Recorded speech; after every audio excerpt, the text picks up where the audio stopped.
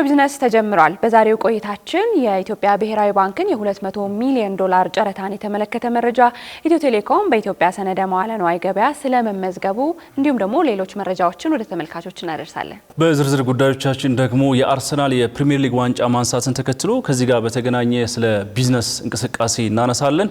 እንዲሁም ደግሞ በሀገራችን የቤት ግብይት ምን ይመስላል የሚል መረጃም አካተናል። በተለይም ደግሞ የሀገራችን የካፒታል ገበያ መጀመርን ተከትሎ የዜጎች ግንዛቤ ምን ላይ ነው የሚል ጥንቅርም አለን። እነዚህና ሌሎች ጉዳዮችን አካተናል። አብራችሁን ቆዩ። የኢትዮጵያ ብሔራዊ ባንክ ለአራተኛው ሩብ ዓመት 200 ሚሊዮን የአሜሪካን ዶላር ሊያቀርብ ስለመሆኑ ሰምተናል። ማዕከላዊ ባንኩ እንግዲህ በ2018 በጀት ዓመት የመጨረሻውን የሩብ ዓመት የውጭ ምንዛሬ ጨረታ መርሃ ግብሩን ይፋ አድርጓል። ለዚሁም እንግዲህ 200 ሚሊዮን የአሜሪካን ዶላር እንደሚቀርብ ነው የሰማነው። ይህ የተመደበው የውጭ ምንዛሬ ሙሉ በሙሉ በሰኔ ወር የሚፈጸም እንደሆነ ተነግሯል። ዋና ዓላማ ያደረገው ደግሞ የውጭ ምንዛሬ ገበያውን ለማረጋጋት ትኩረት የሚሰጠው ጉዳይ እንደሆነም ተመላክቷል። በአጠቃላይ 200 ሚሊዮን የሚሆነው የአሜሪካን ዶላር በሁለት ዋና መልኮች ተከፋፍሎ ለጨረታ የሚቀርብ ሲሆን በእያንዳንዱ የጨረታ መስኮቶች 100 ሚሊዮን ዶላር ሊቀርብ ስለመሆኑ ነው የተነገረው። የኢትዮጵያ ብሔራዊ ባንክ እንግዲህ በየሁለት ሳምንቱ የውጭ ምንዛሬ ጨረታ ይፋ ያደርግ እንደነበር ይታወቃል። በተለይም በሀገራችን የሚገኙ የንግድ ባንኮች ሁሉም መሳተፍ የሚችሉበት እድል እየፈጠረ የውጭ ምንዛሬ ገበያው የተሳለጠና የተረጋጋ እንዲሆን እየሰራ እንደሆነም ይታወቃል። በሳምንቱ ወደ ተከናወነ ሌላኛው የቢዝነስ መረጃ ስናልፍ ኢትዮ ቴሌኮም በኢትዮጵያ አክሲዮን ገበያ ላይ በይፋ የተመዘገበው በዚህ ሳምንት ነበር። በዚህም ኢትዮ ቴሌኮም አራተኛው ኩባንያ መሆንም ችሏል። ኢትዮ ቴሌኮም እንግዲህ ከዚህ ቀደም 10% የሚሆነውን ድርሻውን ለሕዝብ ይፋ ማድረጉ የሚታወስ ነው። ባለፉት ጊዜያትም የባለ አክሲዮኖችን መረጃ በመሰነድና በማደራጀት የተለያዩ ስራዎች ሲሰሩ እንደቆዩ የኢትዮ ቴሌኮም ዋና ስራ አስፈጻሚ ፍሬሕይወት ታምሩ ተናግረዋል። አሁን ላይ ባለ አክሲዮኖች በሰነደ መዋለ ንዋይ ገበያ አክሲዮኖቻቸውን ማስተዳደር መሸጥና መግዛት እንደሚችሉም ገልጸዋል። በዚህም አክሲዮን ከገዙት 47377 ባለ አክሲዮኖች ውስጥ 10.7 ሚሊዮን አክሲዮኖችን በመሸጥ 3.2 ቢሊዮን ብር መሰብሰብ ስለመቻሉ ዋና ስራ አስፈጻሚዋ ገልጸዋል።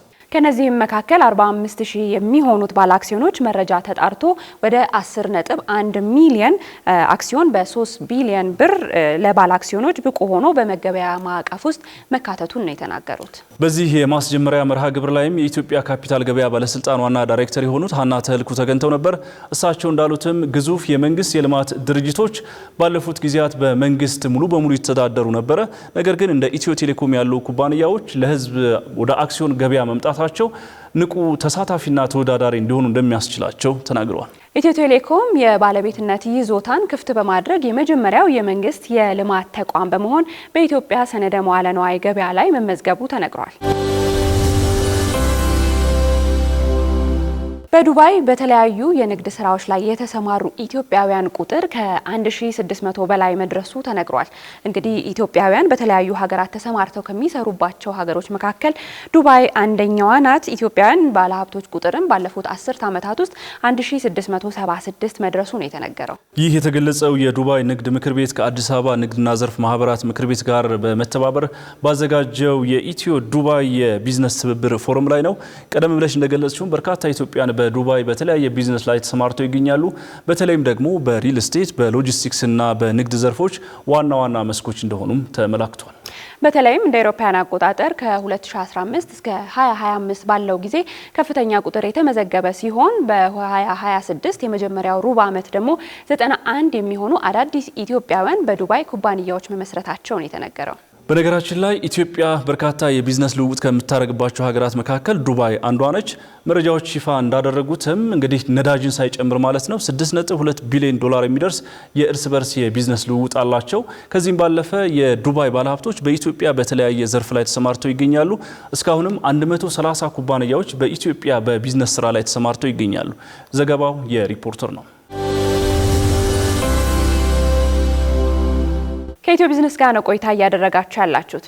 ቻይና ኢትዮጵያን ጨምሮ ከ53 የተለያዩ የአፍሪካ ሀገራት ውስጥ የተመረተ የቡና ምርት ወደ ገበያዋ እንዲገባ ክፍት አድርጋለች። በነገራችን ላይ ከዚህ ቀደምም ቻይና በርካታ የግብርና ምርቶች የአፍሪካ የግብርና ምርቶች ወደ ቻይና ገበያ እንዲገቡ ያለምንም ቀረጥ ማለት ነው እድል መስጠቷ ይታወቃል። አሁን ደግሞ ይፋ ያደረገችው የቡና የገበያ እድል ከሰኔ ወር አጋማሽ ጀምሮ ተግባራዊ እንደሚደረግም ገልጻለች። ለብዙ የአፍሪካ ሀገራት ዋነኛ የኢኮኖሚ ምንጭ የሆነው የቡና ምርት ሙሉ ለሙሉ ወደ ቻይና ገበያ እንዲገባ የተፈቀደለት ሁለተኛው የአፍሪካ የግብርና ምርት ሆኗል። በነገራችን ላይ ከሌሎች የአፍሪካ ሀገራት በተለየ ለኢትዮጵያ ትልቅ ትርጉም ያለው ይመስለኛል።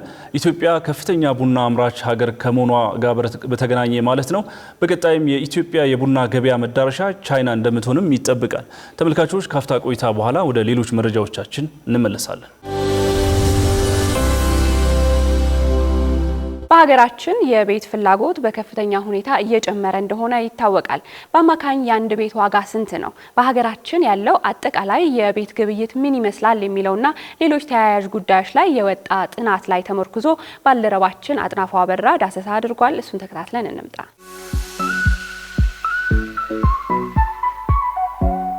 በሀገራችን የቤት ፍላጎትና አቅርቦት አለመጣጣም ተደጋግሞ የሚነሳ ጉዳይ ነው። የአፍሪካ ኢንቨስተር ዘገባ እንደሚያመለክተው በ2018 ዓ.ም የመጀመሪያው መንፈቅ ዓመት በኢትዮጵያ ቤት ገበያ ውስጥ አማካይ የቤት ዋጋ 19 ሚሊዮን ብር መድረሱን ይጠቁማል። ይሁን እንጂ በገበያ ውስጥ ያሉ በጣም ውድ ወይም በጣም ርካሽ የሆኑ ቤቶችን በማውጣት የነዋሪውን የመግዛት አቅም በተሻለ ሁኔታ የሚያንጸባርቀው አማካይ የቤት ዋጋ ሲሆን ይህም 16 ሚሊዮን ብር አካባቢ እንደሆነ ተጠቅሷል። በአጠቃላይ በኢትዮጵያ የመኖሪያ ቤት ገበያ ውስጥ 80% የሚሆኑት ቤቶች ከ10 ሚሊዮን እስከ 35 ሚሊዮን ብር ባለው የዋጋ ክልል ውስጥ የሚገኙ ናቸው ብሏል ምንጩ። ይህ መረጃ ከኢትዮጵያ ፕሮፐርቲ ሴንተርና ከኢትዮጵያ ስታቲስቲክስ አገልግሎት ከተገኙ ይፋዊ ምንጮች የተወሰደ ስለመሆኑ አፍሪካ ኢንቨስተር አመልክቷል። በዚህ መሰረት አነስተኛ አቅም ላላቸው ገዢዎች ደግሞ እውነታውን ያገናዘበው መነሻ ዋጋ ክልል ከ8 ሚሊዮን እስከ 12 ሚሊዮን ብር የሚገመት ሲሆን በዚህ ዋጋ በአዲስ አበባ እንዳያት ወይም ሲኤምሲ ባሉ አካባቢዎች ከ60 እስከ 80 ካሬ ሜትር ስፋት ያላቸው ባለ አንድ ወይም ባለ ሁለት መኝታ ክፍል ነባር አፓርትመንቶችን ማግኘት ይቻላል ይላል አፍሪካ ኢንቨስተር።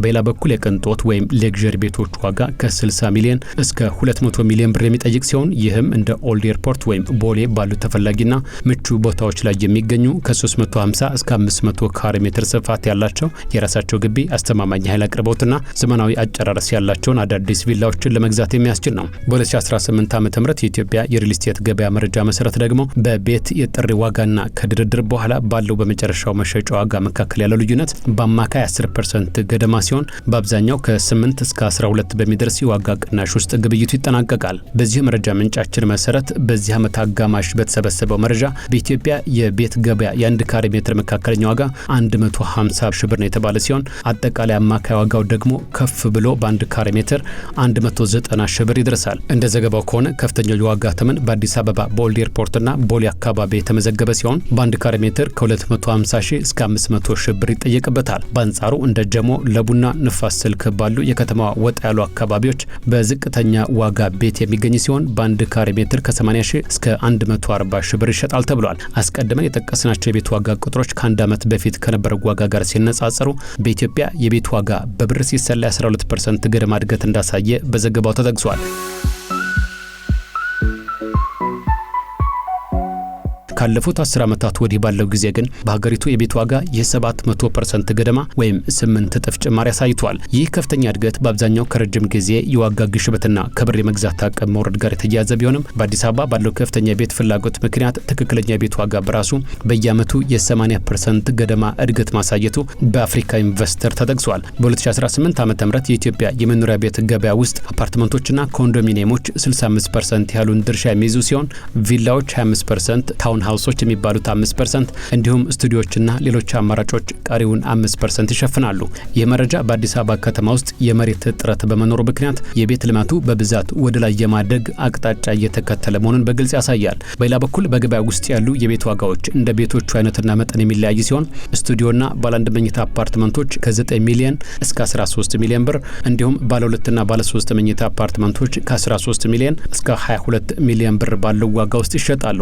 እንዲሁም ሰፋ ያሉ ቤቶች ከ25 ሚሊዮን እስከ 55 ሚሊዮን ብር የሚጠይቁ ሲሆን በከተማዋ መካከለኛ ቦታዎች ላይ የሚገኙ የቤተሰብ መኖሪያ ቤቶች ደግሞ ከ20 ሚሊዮን እስከ 45 ሚሊዮን ብር ዋጋ እንዳላቸው ዘገባው ያመለክታል። በዋና ዋና ተፈላጊ ቦታዎች ላይ የሚገነቡ ከፍተኛ ደረጃ ያላቸው ቤቶች ደግሞ ከ60 ሚሊዮን ብር ተነስቶ እስከ 200 ሚሊዮን ብር ይደርሳል ነው የተባለው። በያዝነው ዓመት በኢትዮጵያ አዳዲስ የተገነቡ ቤቶች ከነባሮቹ ጋር ሲነጻጸሩ በአንድ ካሬ ሜትር የ20% ገደማ ዋጋ ብልጫ እንዳላቸው ሲጠቀስ ይህ ዋጋ ልዩነት ሊኖር የቻለው በአዲስ አበባ የሚገነቡ አዳዲስ ህንፃዎች አስተማማኝ የኃይል አቅርቦት፣ ዘመናዊ ሊፍቶች፣ የመኪና ማቆሚያና ጥራት ያላቸው አጨራረሶች ስለሚያሟሉ መሆኑ ተነግሯል። በተጨማሪም አዲስ ቤት መግዛት ነባር ቤቶች ላይ የሚታየውን መልሶ የማደስ ወጪ ስጋትና ከኮንትራክተሮች ጋር የሚፈጠረውን ውዝግብ ሙሉ በሙሉ የሚያስቀርም በመሆኑ ነው። በአፍሪካ ኢንቨስተር ዘገባ መሰረት በዚሁ ዓመት በአዲስ አበባ ታዋቂና ውድ ከሚባሉ ሰፈሮች አንዱ በሆነው ኦልድ ኤርፖርት ከፍተኛ ደረጃ ያላቸው ቪላዎችና ዘመናዊ አፓርትመንቶች ከ60 ሚሊዮን እስከ 200 ሚሊዮን ብር ያወጣሉ። አካባቢው ሰፋፊ ግቢዎችን፣ የተሟላ መሰረተ ልማትን እንዲሁም ለኤምባሲዎችና ለዓለም አቀፍ ድርጅቶች ያለውን አቅርቦት ተገን በማድረግ በገበያ ውስጥ ከፍተኛውን የዋጋ ተመን ይዞ ይገኛል። ለዲፕሎማቶችና ለውጭ ሀገር ዜጎች ተመራጭ የሚባለው ቦሌ ደግሞ ከ25 ሚሊዮን እስከ 120 ሚሊዮን ብር የሚወጡ ዘመናዊ አፓርትመንቶችና የቤተሰብ መኖሪያ ቤቶች ይገኙበታል። ሰፈሩ ለቦሌ ዓለም አቀፍ አውሮፕላን ማረፊያ፣ ለዓለም አቀፍ ሬስቶራንቶችና ለንግድ ማዕከላት ቅርብ በመሆኑ አካባቢው ተፈላጊ እንዲሆን አድርጎታል። በሌላ በኩል ሲኤምሲ መካከለኛ የመግዛት አቅም ላለው ማህበረሰብ በከፍተኛ ሁኔታ እያደገ የመጣ አካባቢ ሲሆን የአፓርትመንቶችና አነስ ያሉ ቤቶች ዋጋ ከ10 ሚሊዮን እስከ 28 ሚሊዮን ብር ይደርሳል ይላል ዘገባው። በጥቅሉ በመኖሪያ ቤቶች ዘርፍ 65% ያሉን ድርሻ የያዙት አፓርትመንቶችና ኮንዶሚኒየሞች ሲሆኑ ቪላዎች ግን 25% ብቻ ናቸው። በግዢ ሂደት ላይ ሻጮች ለታክስ ድርድር የሚሆን ዋጋ አስቀድመው ስለሚጨምሩ የመጨረሻ መሸጫ ዋጋ ከመጀመሪያው የዋጋ ጥሪ አብዛኛውን ጊዜ ከ8 እስከ 12% ቅናሽ ያሳያል ይላል ዘገባው። ይሁን እንጂ ገዢዎች ከስም ማዛወሪያ፣ ከቀረጥ፣ ከህግ አገልግሎትና ለእድሳት የሚሆን ተጨማሪ ከ12 እስከ 25% የሚደርስ ወጪ አሰልተው መንቀሳቀስ ይኖርባቸዋል ይላል የአፍሪካ ኢንቨስተር ዘገባ።